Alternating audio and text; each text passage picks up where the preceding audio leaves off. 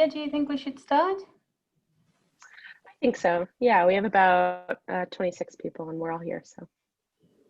Okay. Leaders anyway. So welcome everyone to this breakout session on shocks and resilience, and specifically on diets, food security and nutrition. So my name is Pauline Schielbeek. I work at the London School of Hygiene and Tropical Medicine, and I'm chairing this session together with Marco Springman, who will introduce himself in a little bit and tell you all about his work that he has been doing. I was just wondering if it would be nice, since diets, food security, and nutrition is still a relatively young theme within the AgMIP, if we could do a tiny bit of a poll to see what sort of what sort of expertise we have in the group today. So I made a tiny poll, Mentimeter poll. So if you go to www.menti.com and use the code that you see there on the slide, if you could indicate with like 1 or 2 words or so what sort of area of expertise you're from, then Mentimeter will create a word cloud, which I can hopefully also show on the screen. Then I might have to stop sharing for a tiny bit.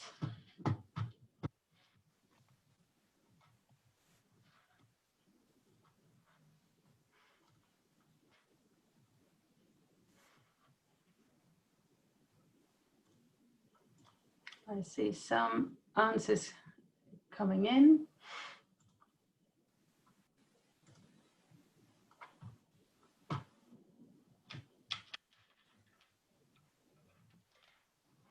There's a question on whether you've been working on diets and health modeling within the AgMIP context or in general. And there's a question on what is your main area of expertise. Jonas just asked if you can put on the code again, since we don't see it anymore. Sorry, yes. Maybe in the chat. Yep. So it's www.menti.com. And then the code is 5995141.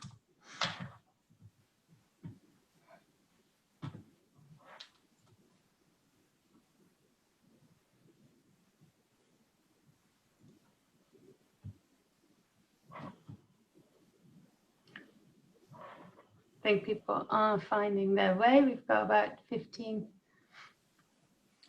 votes in.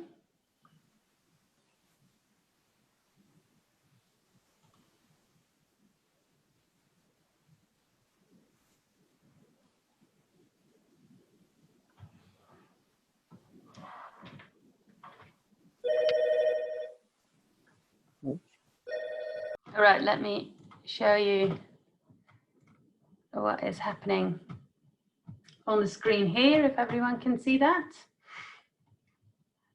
So it seems that we've got quite a few people that are working in sustainability, climate change impacts, crop modeling as well, as expected perhaps, nutrition, food. Oh, there's still a few votes coming in. And if I show you the second slide here, the majority of people have not been working on diet and health modeling. A number are planning to do so, and only a few have some expertise in working on diet and health modeling within an AgMIP context. See if this has changed. It seems that sustainability is the main area of expertise here. But quite a few different ones, which is interesting to see. All right, so let me go back to the presentation.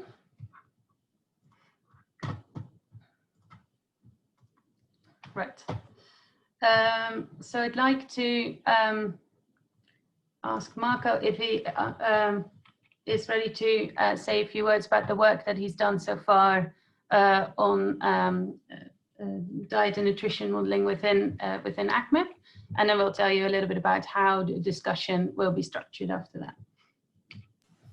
Oh, sounds good. should I, okay, yeah, maybe we just keep your slides on. Yeah, my name is Marco Springman. I'm at the University of Oxford and work at the intersection of environmental health and economic modeling.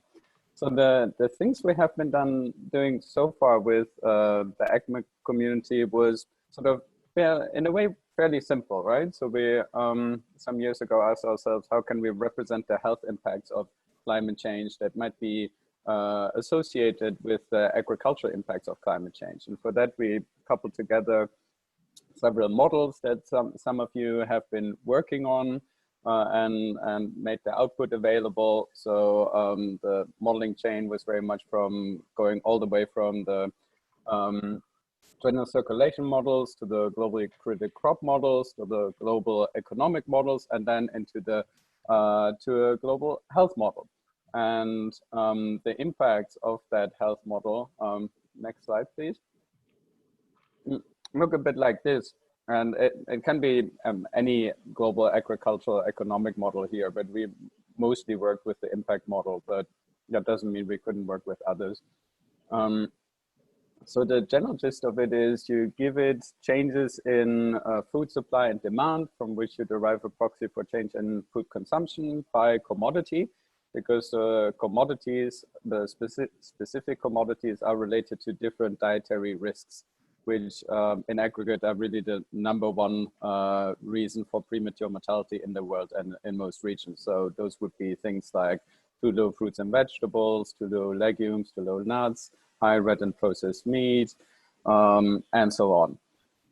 Then the second component you can get from the agricultural assessments are changes in caloric availability, from which you can derive changes in weight levels. And with that, you can analyze what, for example, increases in overweight and obesity do, or what decreases or increases in the people who are underweight do.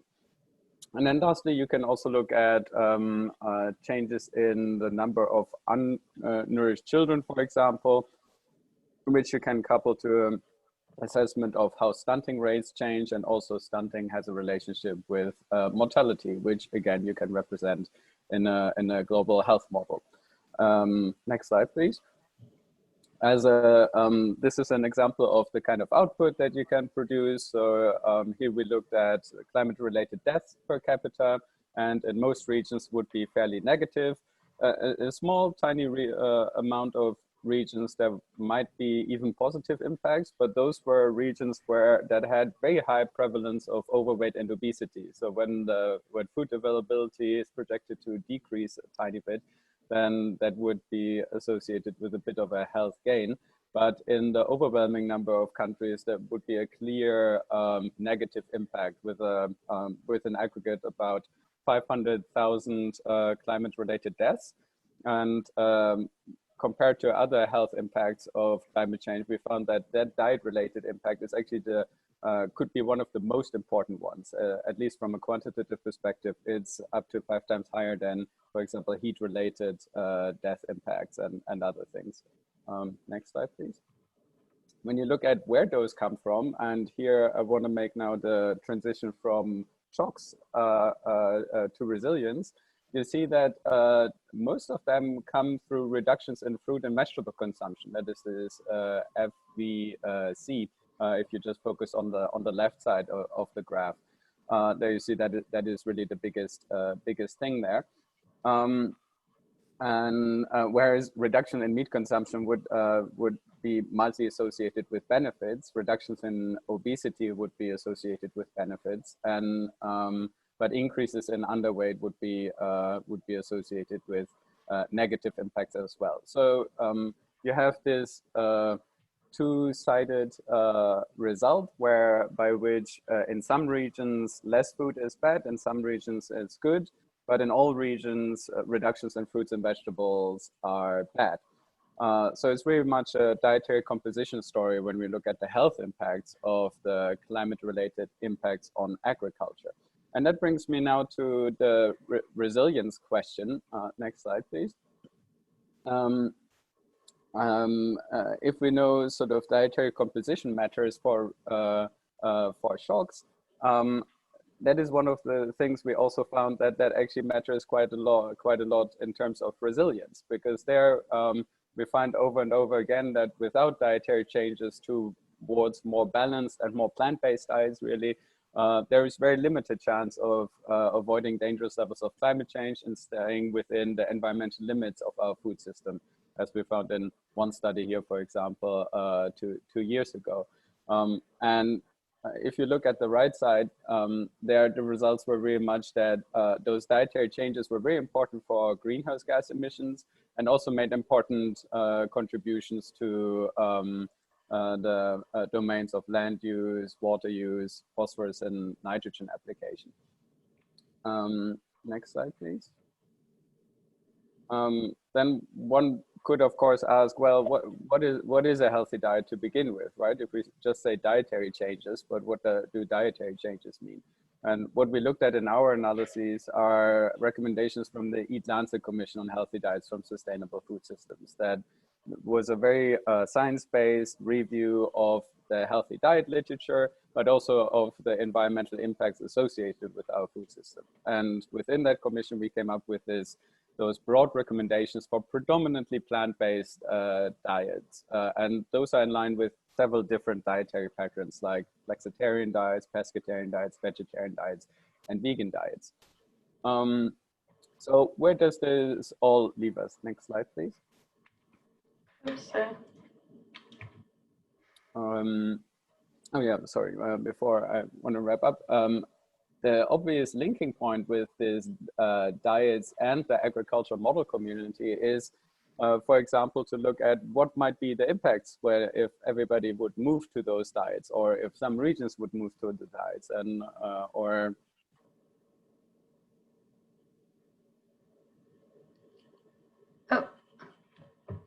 Stefast is currently leading a model intercomparison project that brings together those various agriculture economic models. I don't know if you can read down there. It's Capri, Globiome, Impact, Magnet, and Magpie at the moment. And in that project, we basically gave those models that Eat Lancet diet, and with several degrees of flexibility of how that should be reached. And we look at how does that change area expansion, food production, trade, and so on. At the moment, it's still sort of at the harmonization stage, I guess, and exploratory stage. But the preliminary results seem to indicate that lots of those economic models represent shocks in very different ways. And that might have implications of, again, where shocks meet resilience. How do you really design or incentivize moves towards resilience in a way that also minimizes internal shocks to the system. Now I'm getting maybe a bit linguistic here, but anyway, next slide, please. So, and with those questions, I really want to pose to the round and also lead over to Pauline's presentation. I guess things to that one can keep in mind from those two examples is very much on the shock side. How can we represent shocks better in modeling? How are they currently represented? And how can they really be linked to health assessments? There are lots of nitty-gritty things that might be complicated to resolve. For example, what are the time dimensions between agriculture and health assessments?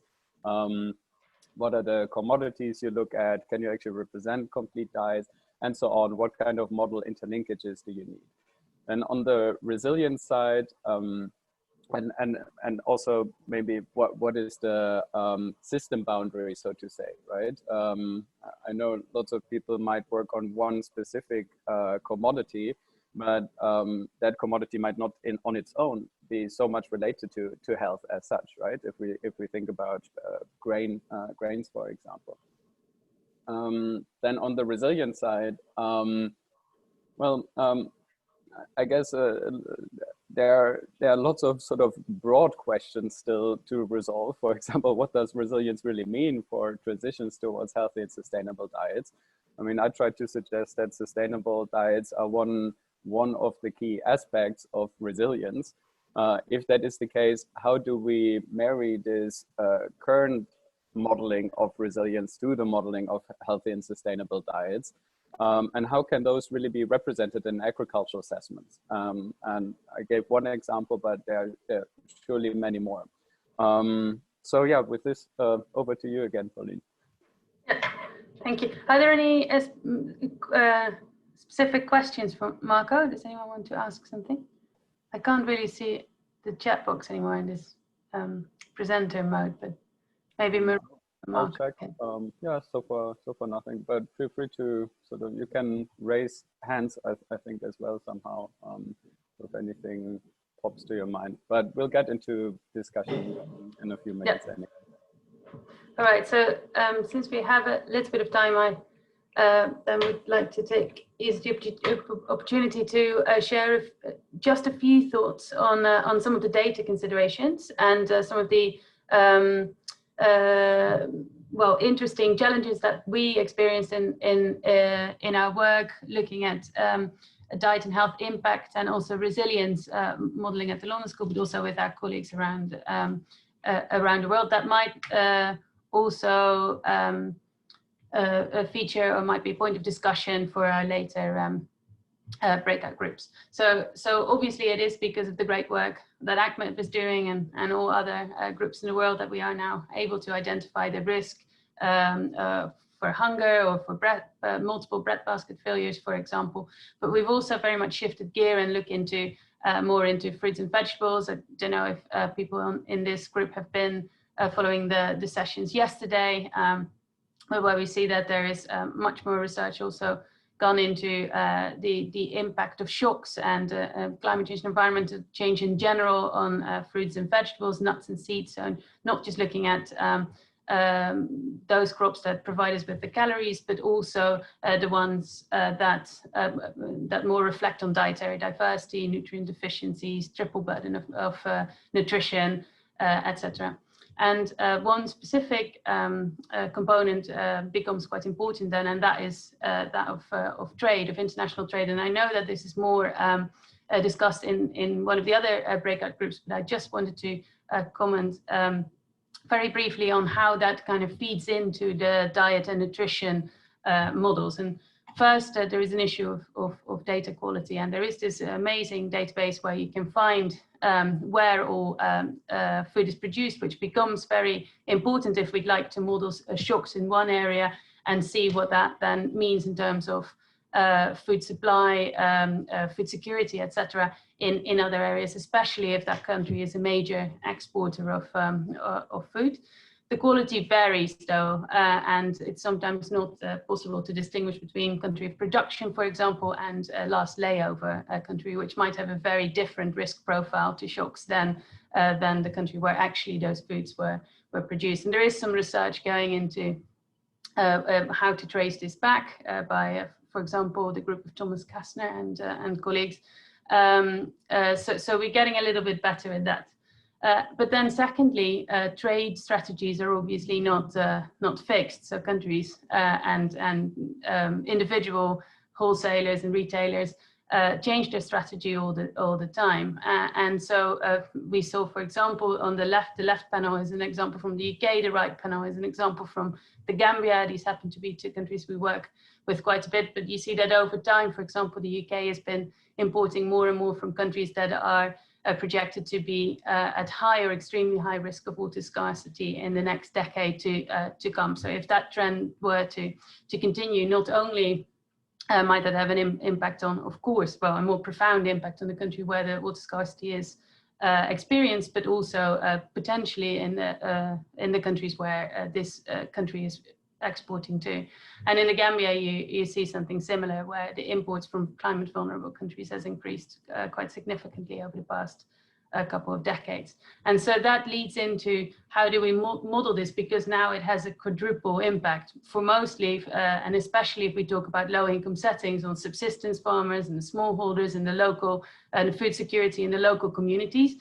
But it could also have an impact on national supply, on disposable income of farmers that produce these crops, but also apparently to supply of importing countries, depending a bit on how much they depend on them and what sort of alternatives are there. And if we talk about shocks, it doesn't necessarily always lead to immediately to increased risk of hunger or change of food prices. But for these are two examples from the COVID shock as we experienced this year, where you did see that on the left panel is the estimation of IFPRI of how the risk of hunger in the world has changed quite profoundly. And on the right-hand side is a country like the UK, where there was still abundance of food available in the supermarkets, but where prices of foods that were imported, which is all the ones at the bottom, so the tropical varieties increased immediately quite substantially.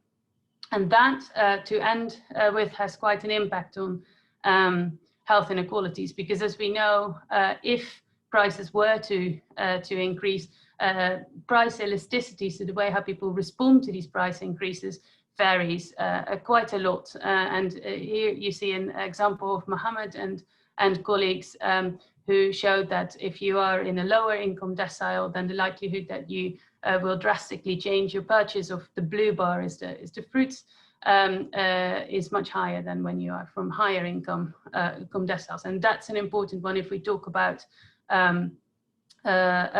dietary diversity and diet quality as well, because we also know that there are these inequalities already. So within a specific country, the poorest household might already have less diverse diets, and which could then potentially become worse if prices were to change. Marco has covered that. I just wanted to end with saying that it might also be interesting to look at nutrition profiles of countries already, and that also says a lot about the resilience and the impact, well, kind of the systemic problems that might be underlying, and whether a shock is leading to a tipping point and actually leading to a major public health problem or not. And I just put here a picture of Bambara nuts, which is one of the traditional or underutilized crops, for example, in South Africa, which is a good provider of iron and zinc. So if we were to model specific crops and look at their impact on nutrition, it's also quite important to take into consideration what the health profile and is there, for example, an iron and zinc nutrient deficiency problem already in the area, and what kind of gap could that an increased yield or expansion of the production area of these sorts of underutilized crops, what could that bring for nutritional health? And that is what I wanted to add for the discussion. So these were the questions that were posed by the AgMIP organizer, and I think Marco rewrote them a little bit in his presentation. So maybe we could make sure that we put them in both sets in the chat, and you could have a look at them. But it's all around, so what shocks and intervention we can currently model, what novel approaches there are that you know of, that you are working on, and what data are critical. And if I could very quickly go back to your questions, Marco. Oh. So we can add to that these questions for the discussion as well. Let me stop sharing there. Oops. So how many people do we have? 30 people. So our idea was to split you further into subgroups. Maria, do you have any recommendations on how many that should be? Sure, I have to figure out how to do this. Oh, well, our tech guy should probably be able to help. We can just I see Eric. Them. Enrico, do you have any suggestions? Want to do it to breakout rooms? Yes. Yeah, Two random ones, but then Pauline and Marco have to each be in one, correct? Yeah. Yeah, so we are 25. Is 2, would that be all right? Or is that still too many people in a group?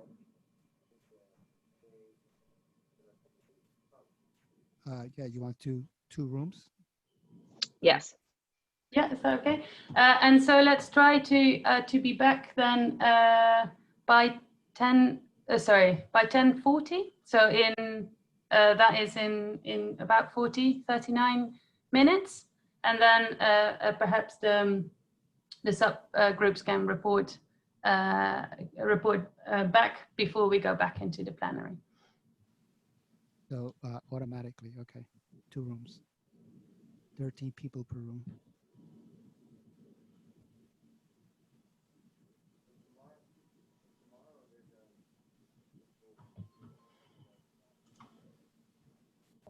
I guess you gotta join command now. So see you in the breakout.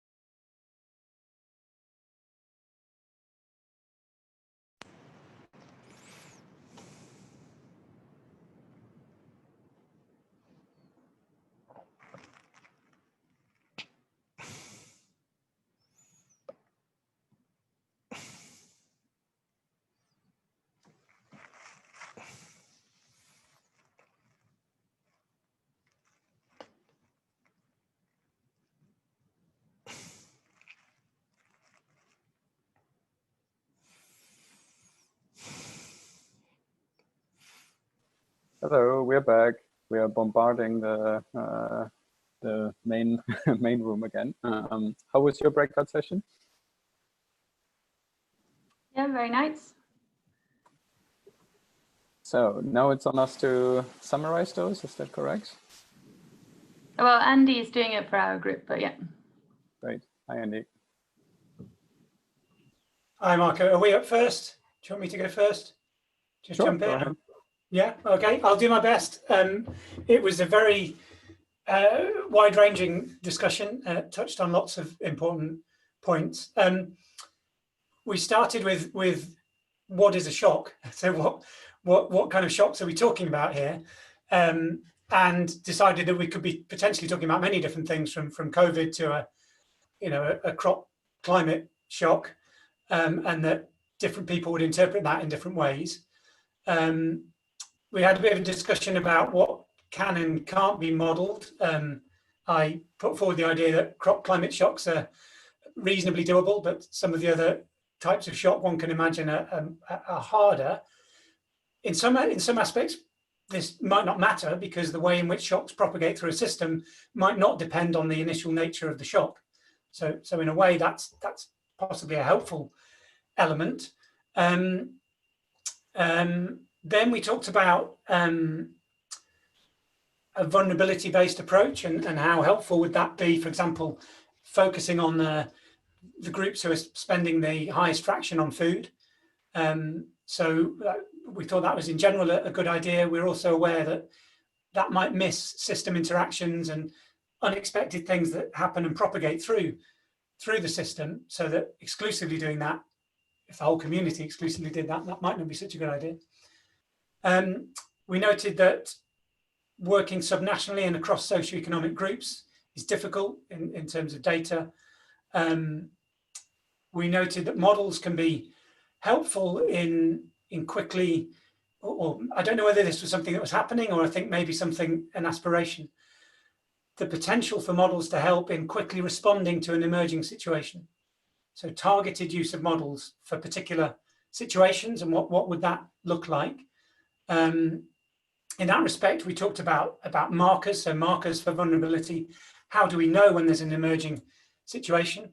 So we talked about looking at the diversity and availability of food, food components, fruit and veg availability, so nutrition security essentially, and saying what are the markers there that could highlight an emerging issue that models could then be targeted upon. What else? We talked about kind of prioritizing the various potential downstream health issues can be very difficult. You might want to focus on mycotoxin risk. There are many others that you could focus on. That the context is very important, context-specific situations. So we talked a little bit about the justifications that exist for doing that kind of work. I talked a little bit about the climate smart food security lens, which is basically my way into this whole area. I think other than the other areas I've mentioned, there wasn't no more other specific areas that were talked about. And then at the end, we talked a bit about data needs, and this came down to the question of in-country data being more useful than, for example, the food balance sheets that the FAO produce. Yeah, we didn't have a lot of time to go into data, but that's pretty much what we said on that. So if anyone in the group, please do add or take away from what I've said, but that's what I've got in terms of summarizing. Over. Sounds great. Thanks, Andy. Okay, no further interventions. Then I briefly summarized what we talked about, if that's okay. Some of the things I think were very similar. So we started off talking a bit about COVID and how that can be represented. There was a similar comment that, well, the supply side shock might be not so different to other supply side shocks if you come up with a credible scenario on that. And Jonas Jägermeier said he and his colleagues did some analysis on that together with the locust plague that is currently going on. So that was an interesting thing. Then another thing we talked about. Sonali mentioned flooding and the risk of flooding and food insecurity, and highlighted that those links sometimes between those ag impact categories and the sort of more health-related impact categories are not very well established. So sometimes the mapping is unclear, sometimes the total relationship is unclear. So that seems to be something where some work needs to focus on. Then Jennifer mentioned that that relates also to terminology. What does it mean when we talk about food security? What does it mean when we talk about health, healthy diets, and those things? So also there seems to be stuff that is that needs to be clarified in this intersection between agriculture and health. Let's see. Yeah, we also talked about scale issues and discussed various data sources like dietary surveys, microsimulation models, regional food security indicators that are available on the I think on a sort of kind of district level, if I understood that correctly. And yeah, with the idea that some of those might be able to be drawn upon for this work. Yeah, on resilience we really didn't talk very much, so most of it was on shocks and on, I guess, the interlinkage linkage between agriculture and health. Any additions?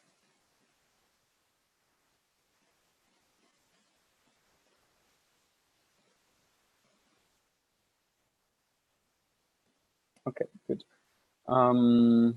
So I guess we have to somehow present this in the plenary. Is that correct, Pauline? Yes, but I understood that Maria, you're reporting. Oh, I don't see Maria anymore. I'm here. Hi. Oh my God! You are reporting back to the plenary on this session?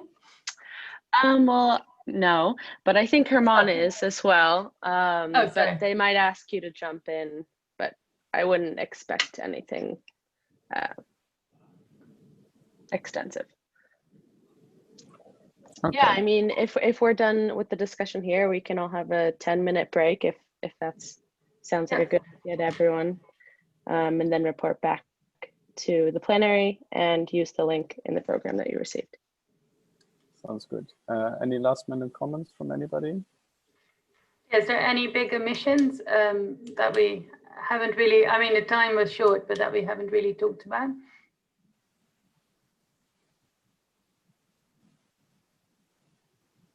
Okay, doesn't seem to be the case. Well, I mean, I guess what it sounds like from your side and also from our side, there seems to be lots of clarifications and clarifying work really needed to get that link a bit tighter, right, between ag modeling and health. So hopefully we can push for that to some degree and work together towards that.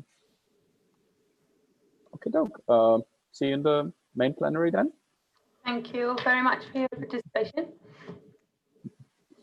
Bye-bye.